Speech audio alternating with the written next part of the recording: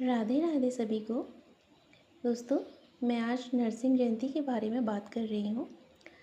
नरसिंह जयंती वैशाख शुक्ल पक्ष की चतुर्दशी यानी 30 अप्रैल को मनाई जाएगी। यह दिन भगवान विष्णु के इस रौद्र अवतार को समर्पित है। भगवान विष्णु का यह अवतार आधे नर और आधे सिंह के रूप में प्रकट हुआ था, जो अपने आप में एक अनोखी लीला थी। नारायण ने वैसे तो इस पृथ्वी पर कई अवतार लिए हैं।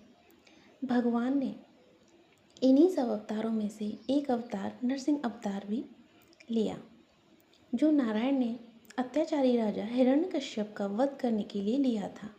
जी हाँ दोस्तों, दैत्यराज हिरण्यकश्यप ने ब्रह्मा जी की कठोर तपस्या की थी। जब ब्रह्मा जी उसकी तपस्या से प्रसन्न हो गए तो उसको एक वरदान मांगने को कहा, तो हिरण्यकश्यप ने अमरता का वरदान मांगा। तब ब्रह्मा जी ने कहा कि ऐसा वरदान तो देना संभव ही नहीं है, क्योंकि जो पृथ्वी पर जन्म लेके आया है उसे मृत्यु निश्चित है। तो हिरण्यकश्यप ने बड़ी ही चतुराई से यह वरदान मांगा कि वह न दिन में मरे न रात में, न घर के अंदर और न ही बाहर, और न अस्त्र से मरे न शस्त्र से, और ना ही किसी मनुष्य द्वारा और ना ही किसी पशु द्वारा।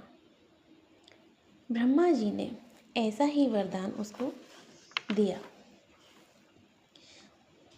उसी राजा हिरण्यकश्यप का एक पुत्र भी था, जिसका नाम प्रहलाद था।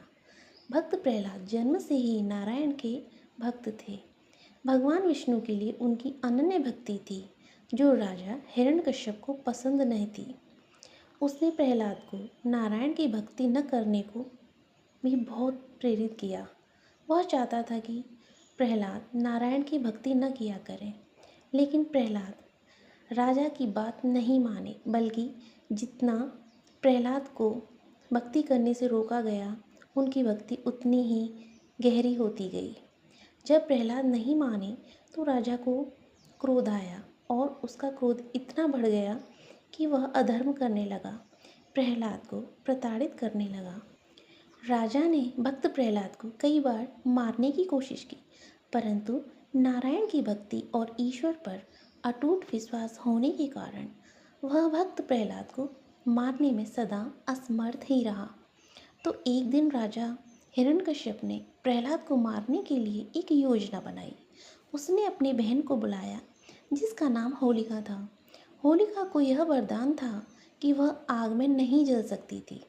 राजा ने प्रहलाद को होलिका की गोद में बैठाकर आग में बैठा दिया, परंतु भगवान विष्णु की कृपा से प्रहलाद को कुछ न हुआ।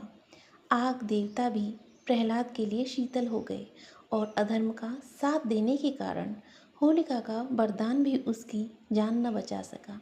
होलिका जलकर भस्म हो गई, किंतु भक्त प्रहलाद को कुछ न हुआ। राजा फिर भी न माना। एक दिन उसने भक्त प्रहलाद को मारने के लिए एक गर्म खंभे से बांध दिया। प्रहलाद फिर भी नारायण का जाप करते रहे, तो राजा ने क्रोधित होकर प्रहलाद से कहा कि बोल, अब कहाँ है तेरा विष्णु? वह अब क्यों नहीं आया तुझे बचाने के लिए?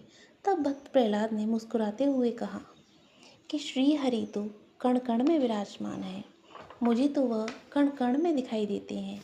यहाँ तक कि मुझे इस खंभे में भी उन्हीं का आभास हो रहा है, मुझे वही प्रतीत हो रहे हैं। इस बात से क्रोधित होकर राजा ने अपनी तलवार निकालकर उस खंभे को तोड़ना चाहा, तो भगवान श्री हरि अपने अवतार श्री नरसिंह अवतार में उस खंभे से प्रकट हो गए, और जैसा कि राजा को वरदान था, उसके अनुसार भगवान नरसिंह ने शाम का समय राजा के वध करने के लिए चुना, जिस समय न रात थी और न ही दिन। घर की दहलीज पर, जो न घर के अंदर थी और न घर के बाहर, अपनी जांघों पर रखकर, जो न ही धरती थी और न आकाश, अपने लंबे नाखूनों से, जो न अस्त्र थे और न ही शस्त्र, उस राक्षस का वध किया, और भक्त प्रहलाद को उसके प्रकोप से बचाया, और प्रहलाद को अपनी भक्ति प्रदान की, आशीर्वाद दिया। दोस्तों, यह दिन हमें याद दिलाता है कि ईश्वर अपने भक्तों की रक्षा के लिए हमेशा मौजूद रहते हैं। यह दिन अधर्म पर धर्म की जीत और भक्ति और विश्वास को समर्पित है। आज भी भक्त इस दिन को बहुत ही उल्लास और भक्ति से मनाते हैं। दोस्तों, इस दिन भगवान नरसिंह रूप की पूजा की जाती है और व्रत भी किया जाता है, जिसे करने से भक्त पर भगवान विष्णु नारायण की कृपा बरसती है। जय श्री हरि।